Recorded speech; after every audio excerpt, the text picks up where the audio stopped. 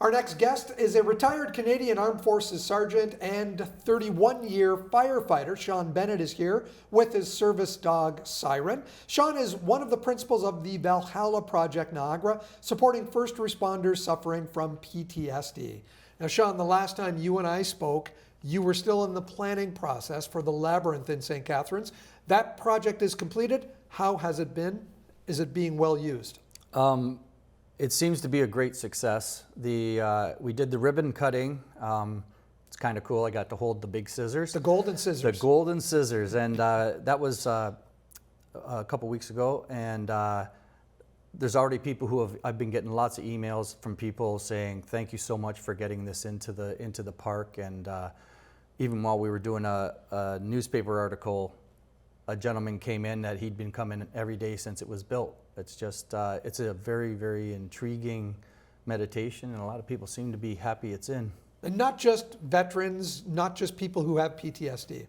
No, a lot of people, they think better when they're walking, but there's some power with a labyrinth. A gentleman, Dean, got your name right this time, he walks it every day, but he brings a question. And he says, I just walk it, and we all have mala beads, we all count our beads as we do our mantra to go in, and he says it helps him a lot.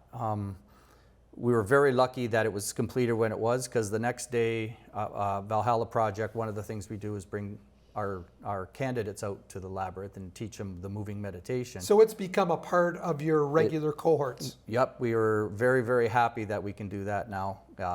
Right in St. Catharines, it's beautiful. It's an absolutely beautifully made labyrinth. You've just finished sessions with your 18th cohort. You have another one coming up in January. Tell us what goes on at these. Yes, we just finished our 18th cohort 2 weeks ago. We have approximately 260 plus people that we've helped so far, veterans and first responders. A lot of us can't sit still, and we get fidgety, we can't meditate. So the labyrinth is good for us to use with our program that way. It just gives them an extra something to try, and that's what we do. When people come to us, we have lectures on medications, addictions, pain. A lot of people are in pain, and we do the road to mental recovery. We do a lot of those, and plus we also have families who have lost their sons or daughters to suicide. Right. We have a family come in and talk, and it's a very heavy day, but there's a lot of other little mystic things that we kind of sneak in there with, we open up with Indigenous a drum welcoming ceremony. We always have Little Bear, Leela Paul, she comes in and does that for us. So there's a lot of spirituality, yoga. They do yoga. All meals are included. They're all healthy meals. We're now a legal charity with Revenue Canada, so we do not, and we never did, charge the persons who come. How are you funded then? Through donations. Big shout out to the regional chair and their organization. We got a large donation from them, and to Amanda Brown with the Fonthill Butcher and Banker. They put together a golf tournament for us and put a sizable. Between the two of them, we were able to fund another cohort, so it's really good. Firefighters, police force members, veterans? We call them oath takers. Veterans, police, fire, ambulance, corrections, doctors, nurses, name it.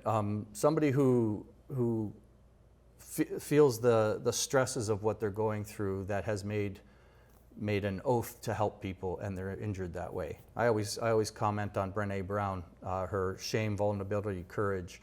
All these people are courageous, because you can't be courageous until you make yourself vulnerable. And they did that. They were injured, and as the changes start to come, they get the shame, and they don't understand what's going on. And as soon as you can lose that shame and understand that you were courageous in what you did, you can move forward in healing.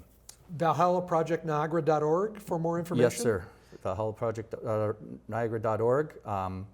We're looking at a January cohort. It'll be a little different because you don't get those nice summer activities, but we're hoping to do one in January rather than do Zoom, because we're finding our program is much better live. I did have got good news the other day. We did a research paper since we started, and it's been peer reviewed, and it's now up on the internet as a medical document. So it's kind of cool. We're moving forward in that way because we want to make sure that what we're doing is correct. That's great news. Shawn, I'd like to thank you, Thank you. and also Sorry. Siren for joining us today. Thanks There you so are. much. Thank you. Thank you very much.